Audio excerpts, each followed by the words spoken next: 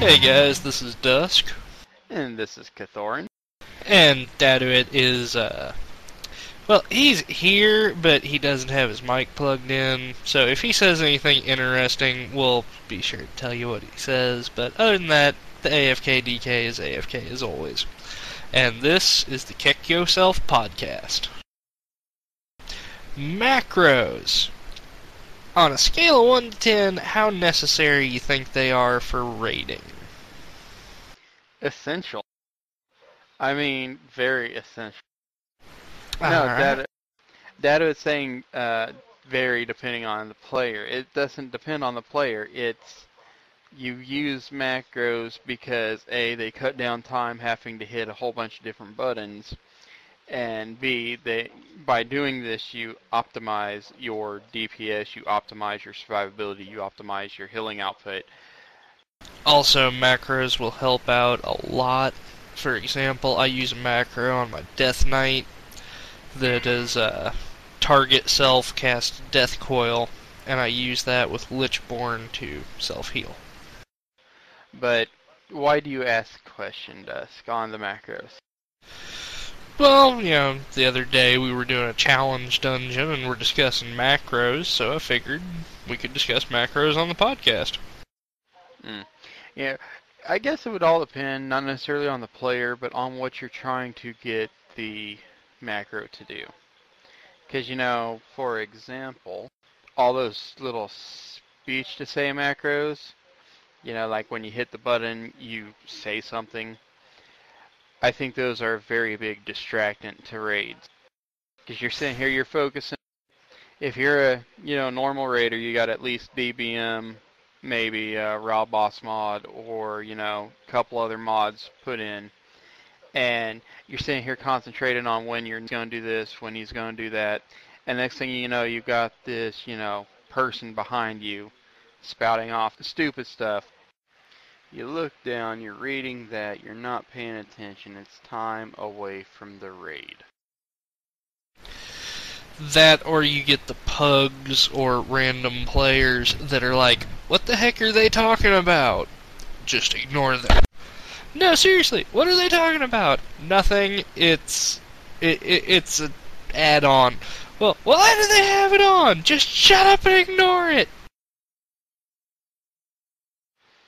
Well, if you're pugging a raid, you're probably all in vent anyway, so it really isn't like that, but, Well, not just in raids or whatnot, but those type of macro add-ons in general. I know it's been an issue in quite a few dungeons. Yeah, but thing is, they aren't that much of a distraction in dungeons, because dungeons can be raffle stomped. Even if you got the derp DPS arguing with a macro, it's not that big of a deal. The thing is, when you're depending on people to be watching what they're doing and they get distracted by them, or they just read them because they say stuff funny and they want to see when the next funny thing's being said, it becomes a distractant. And that's the only reason I bring it up. Other than that, I have no personal problem with that. Good, because there's actually a macro I'm going to start using. What's that? On all of my resurrection spells, I'm going to have it yell, get up, come on, get down with the sickness. Well, see, usually when you're rezzing somebody, I know you're a druid, but most resurrection spells are done outside of combat, so that really isn't a problem. I know. Still going to be funny, though. But, let's call them casual macros, are for casual play. They're for RP. They're for, everything else that is not competitive raiding. If you're talking about raiding, casual raiding does not exist. That's called LFR. If you're talking about raiding, I assume you're being competitive. And at that point, the only macros that I personally suggest are beneficial ones, such as the on-use trinket with the spell that shares a similar cooldown with it, or any of your spells that, are off global cooldown. Like, as a hunter, I have my Bestial Wrath, I have my Rapid Fire, I have my Stampede, and let's see, I think I have an on-use trinket, all in one macro. I just push a button and it happens. On my Unholy DK, I have Pillar of Frost and my on-use trinket, both sharing a minute cooldown. I just push the button. Well, the trinket has like a minute and a half or 2-minute cooldown, but it's up by the second or third Pillar of Frost I use, so.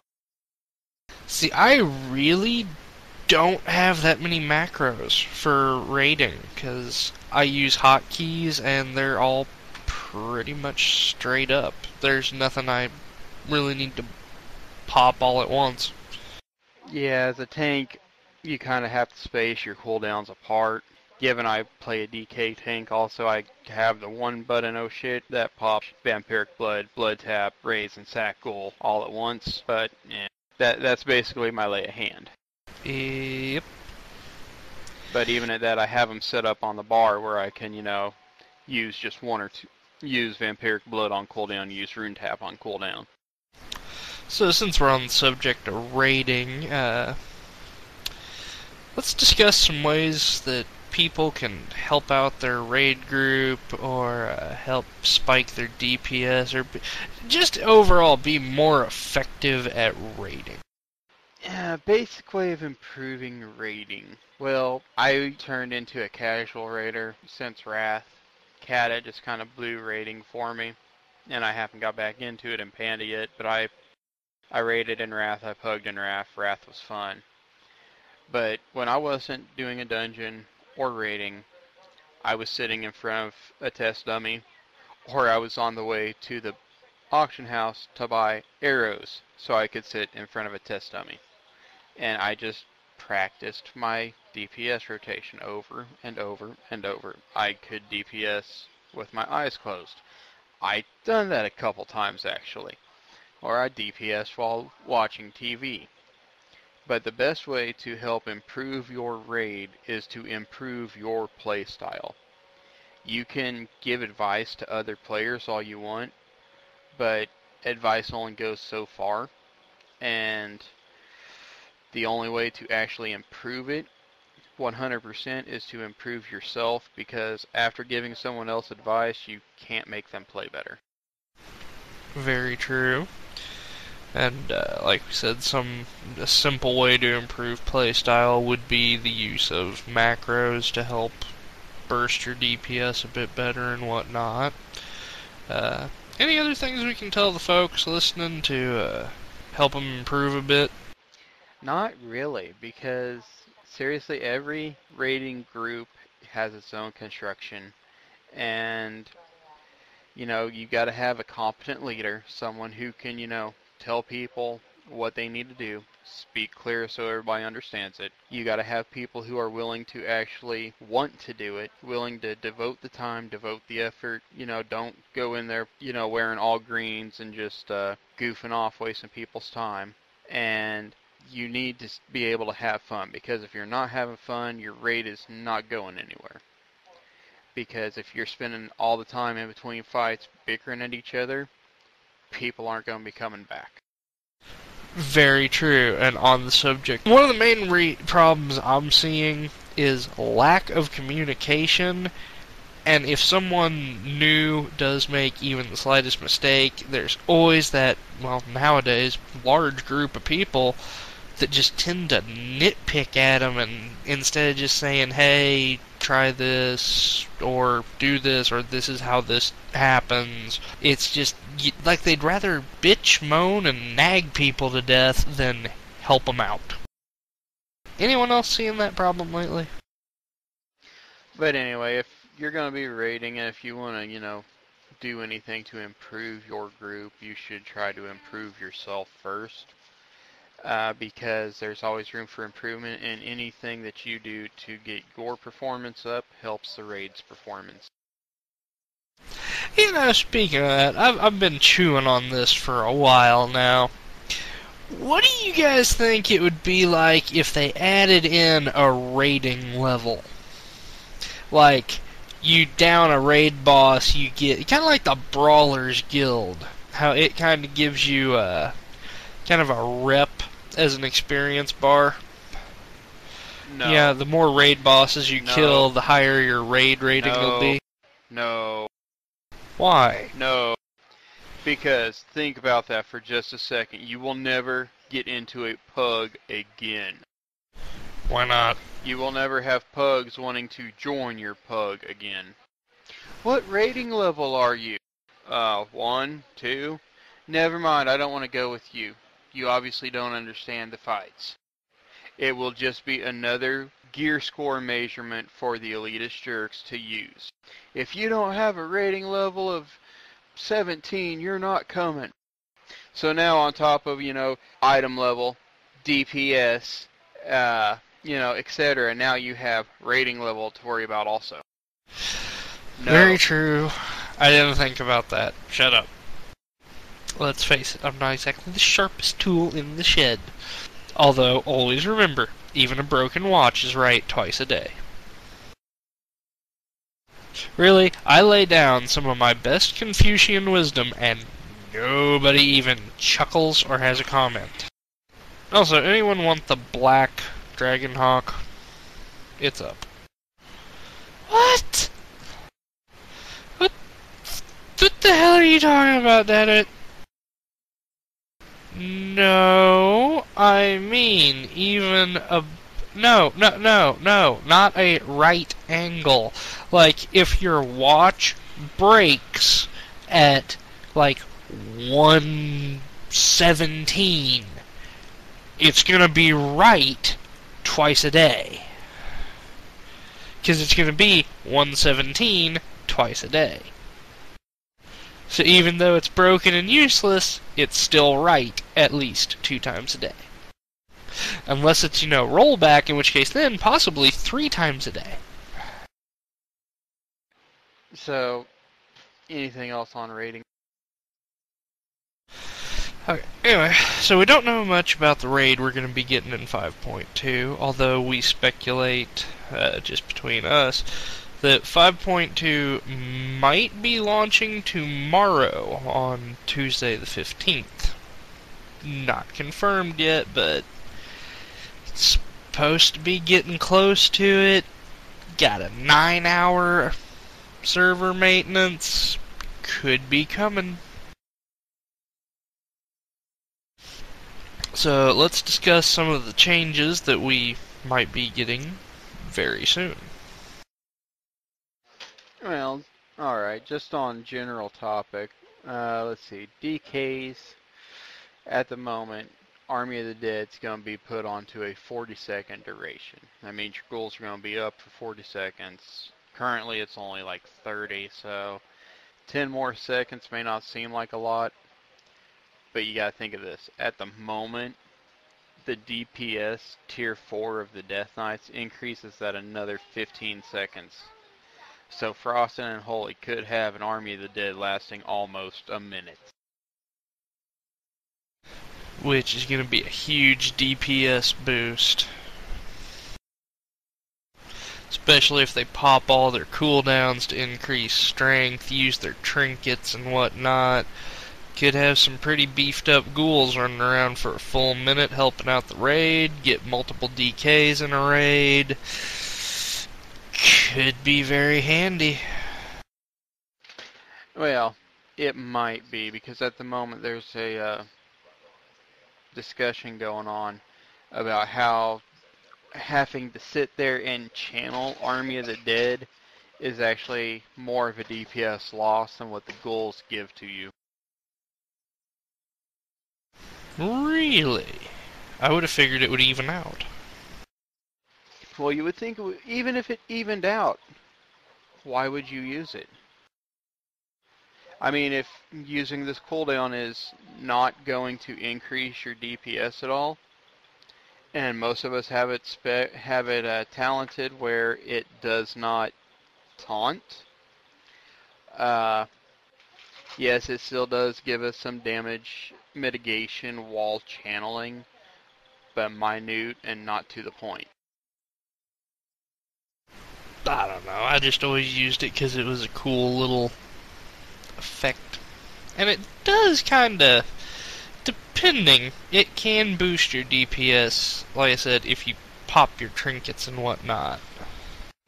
Because it's, 8-9 second channel?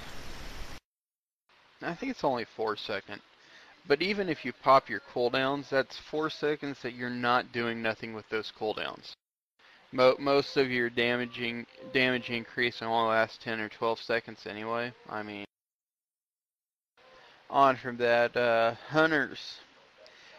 Let's see, hunters are now going to be able to tame dire horns, which are triceratops.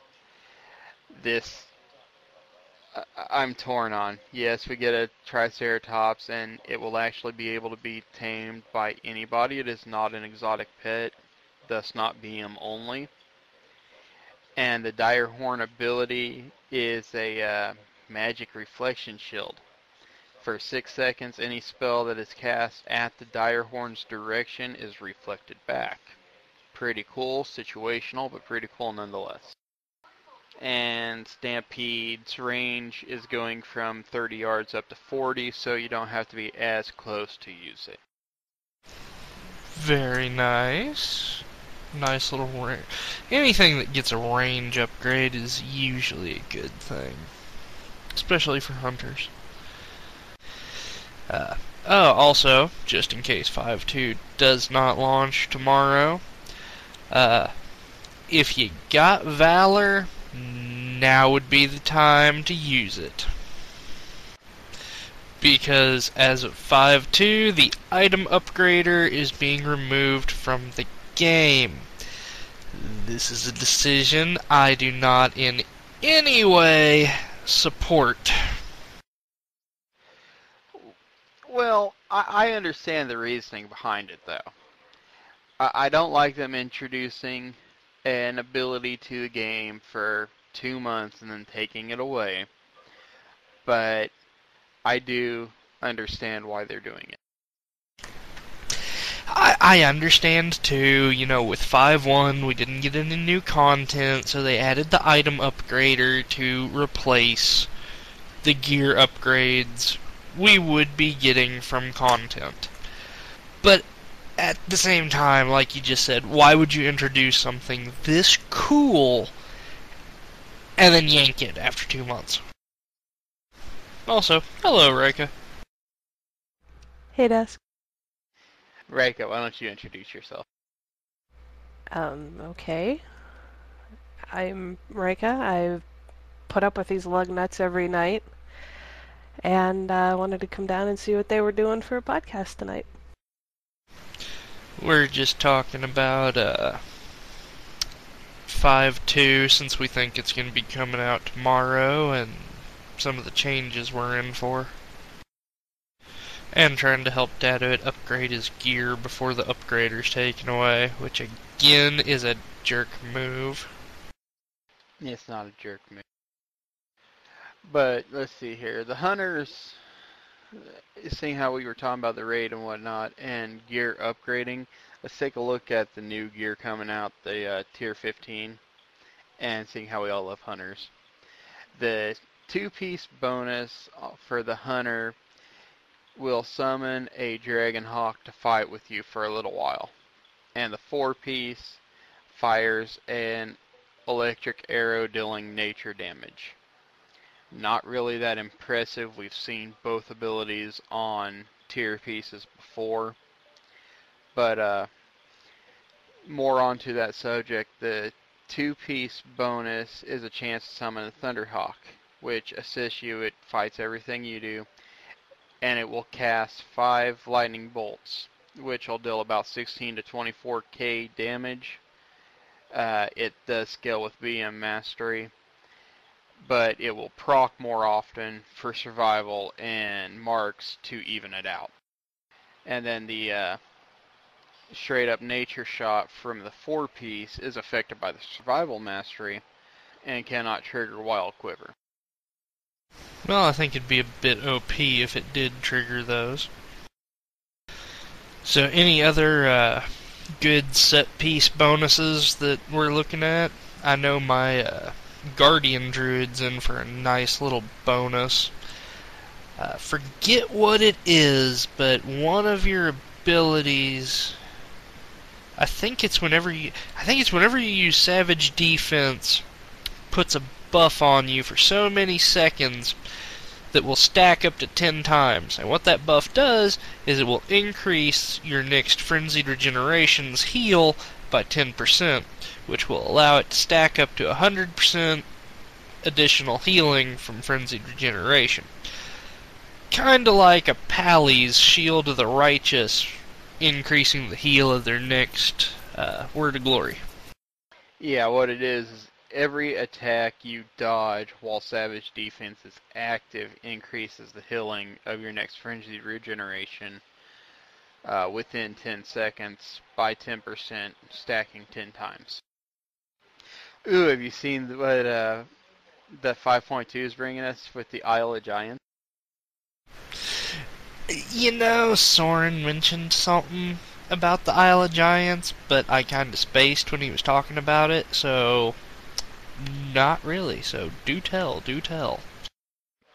But no, the Isle of Giants is this big island off the coast of Calais Summit up there, and they've got a preview of it up on MMO Champs. And basically, it's an island full of dinosaurs. All the dire horns, the T-Rexes are up there. There's T-Rex out on a boat. Don't ask me. I'm curious to see what this is. But I'm watching this, and the only thing I can think of is they're bringing back the Shamrock Isle. Used to be out there in Feralish, back in, original content. And I want to see if they do the same thing with it, where these are like mini raid bosses that you can go out and farm for the different loot and whatnot. That would be cool. As far as the Devilsaur on a boat, I think that might be a Jurassic Park 2 reference, the Lost World. Because in the movie they have the Tyrannosaurus on a boat and it kills the crew and whatnot. Yeah, I disagree with that whole statement right there also. Not that it's a reference, I understand the reference. But if you put a T-Rex on a boat and it woke up, I think it would have destroyed the boat before the boat landed. I'm not too sure about that, dude. Boats are built pretty strong. Except the Titanic. Barating. No, it was a good boat. It just had a retarded captain at the helm. Yeah, I'm sorry. If you miss an iceberg, you might want to look into a different job. Well, no, I guess the guys who were watching out for the icebergs that night were sending all kinds of SOSs. Be careful, they're all out tonight. And he's like, oh, let's go 100 mile an hour through the iceberg field. Nice. Yeah, retarded captain. So, on the subject of the dinosaurs and devilsaurs and whatnot, had a funny conversation the other day. Kinda hoping we get a boss fight against a devilsaur in the upcoming raid. Because, there's talk of the trolls coming back. Couple websites have had pictures of some special looking devilsaurs. So hopefully one of them is going to be a raid boss. And I think it would be just hilarious if Bran Bronzebeard got chased and eaten by a devilsaur. Not necessarily eaten, but if he's getting chased, I ain't trying to save him. Payback for Halls of Lightning. As a dwarf, I'm appalled by that. I would personally throw your druid butt in front of the Devilsaur to save Braun. Look at all Braun has put us through. Name 2 good things Braun has done, and you can't use the ship at the end of Halls of Reflection. He saved your life in Oldham. So, well, there's one. Give me like a moment to think of another one. Besides for, finding the potion that turned our king into a frickin' crystal. Kudos, by the way. Kudos. Yeah, I was about to say, that wasn't a good thing that he did. Well, it kind of was if you think of it politically. Because of the king getting turned into a crystal, his daughter came back. So we are now potentially on the verge of kindling the friendship between not only the Dark Irons and the Bronzebeards, but also we now have a Wild Hammer. So all three dwarven clans are actually working together again. Yeah, and now I feel bad for killing Dark Iron Dwarves. Oh, I wanted. They still need to die, but... What the heck? You want to save a Bronzebeard, but you want to kill all the Dark Iron Dwarves. Makes perfect sense. I'm technically a Bronzebeard. Of course I would. I'm a Wild Hammer. And you stupid shamans. No offense, Rika. Love you too, last time you get healed. Yeah, Dad was saying how he wanted Nomergan back for a long time, and having Nomergan back would be awesome. And I know of a way we can do this. I've already got the storyline worked out. No. Having Nomergan will not be awesome. You know why? Because I'm a Night Elf Druid. Okay? My fat butt is not going to fit through gnome-sized doors in bear form. And can you imagine all the stuff we're going to bang our heads on? Have you been in Nomergan recently? For being such a small race, show me one small door they have. Very true. But no, seriously. Think about Ironforge for a moment. We have, in the throne room, we got the stairway leading down into Old Ironforge. Old Ironforge, plummets down into the mountain, has caverns that go off in different directions, currently closed. But all we need are the stupid trogs that have infested Nomergan to tunnel into Old Ironforge. In a mass swarm, they run up through Old Ironforge straight into the throne room. Everybody evacuates, obviously, because they ain't going to be prepared for it, A, and B, they ain't going to be prepared for it to happen right in the throne room. And thus, all the trogs have evacuated Nomergan, so we can take that back as a capital. And then the dungeon, of course, being the assault on Ironforge to take it back. Or, while being, thrown out of Ironforge, we can go take Shadowforge City back, because face it, I want the Dark Iron Forge and the Anvil. I can more see them doing that to take back the Dark Iron than to take back Nomergan. Because then all you're really doing is reversing the roles of Ironforge and Nomergan, which would be pointless. Either way, it'd just be recycling the Nomergan storyline for the dwarves. Although I will say, dude, that is a very good lore idea. That would be an awesome storyline. Dadawit just asked me what Shadowforge City is. That is the city. That is the Dark Iron City underneath Black Rock Mountain. That is what it is actually named. Where the Grim Guzzler and everything is. Yeah, your ignorance is excused. But seriously, if you're not into lore, all the game tells you is Black Rock Depths, so, No, Dadawit, I do not remember Operation Nomergan. I never got to participate in that. Dadawit, how about this? That was the first attempt made since, game launch. Wait, like 6 more years, we'll do it again. You gotta love the procrastinating gnomes. How long's it been since our city got taken over? Oh, about 6 years. Let's make an attempt! We failed. Okay, yeah, we ain't gonna try again. But we're finally getting the gates of Stormwind repaired as soon as 5.2 launches. But the gnomes don't get their city back. About time they started fixing Stormwind. Would you mind the only one that appreciates the irony of this? We can beat down a giant dragon trying to destroy the world. We can kill the Lich King and an army of undead. We can't take back one little gnome town that's like a stone's throw away from one of our capital cities. Really?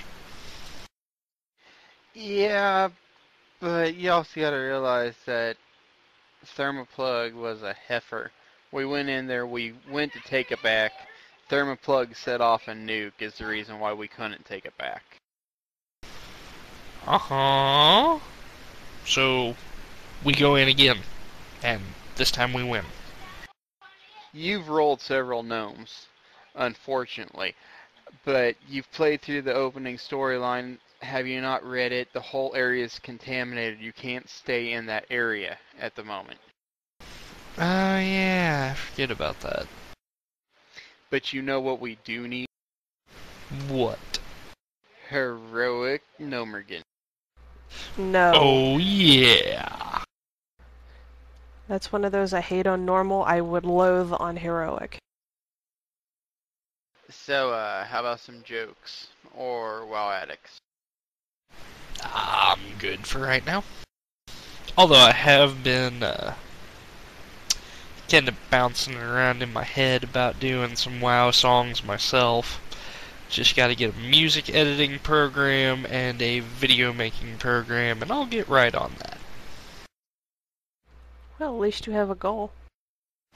Yep. You know you're a WoW addict if you and your buddy roll to see who gets a toy in the McDonald's Happy Meal.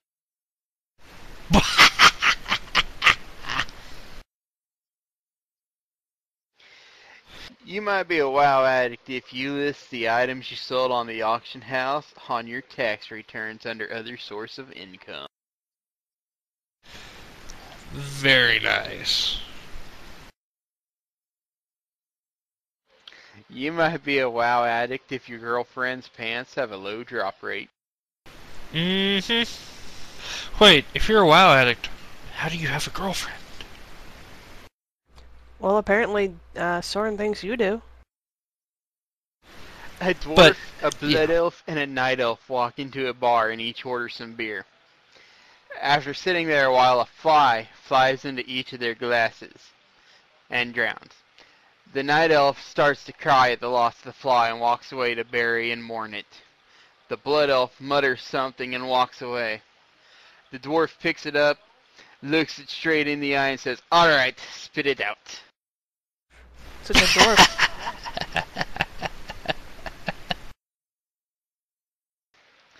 So there were these three women sitting around all having lunch and girl talking about their husbands and the relationship of their love lives. The first woman says, "My husband is a rogue. He does it from behind." The second woman looks at him and says, "Well, my husband's a warrior and he has lots of stamina." The third woman sits there quietly for a few moments as they both look at her and she's like, "Well, my husband's a mage, and for the record, I hate polymorph."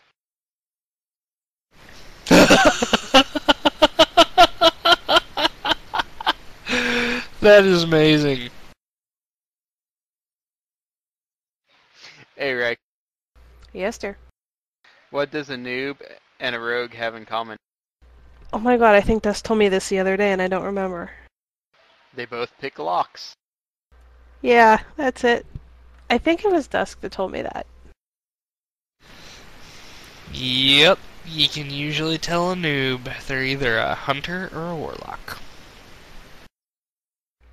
My first tune was a hunter, thank you, and I didn't pick it because I was a noob.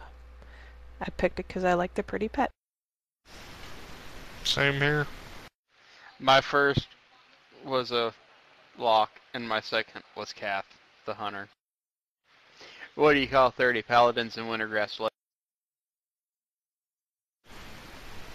No clue. A bubble bath? There you go, she got it. What musician do you find in IC? A heavy metal drummer? The artist formerly known as Prince. I actually like that. That's a good one. Two Tauren are sitting at a bar. A female Tauren passes by. The first one says, "Moo."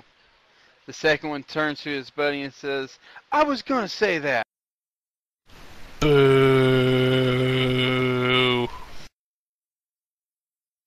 How many DPS does it take to kill a resto druid? Don't know, but we'll get him one of these days.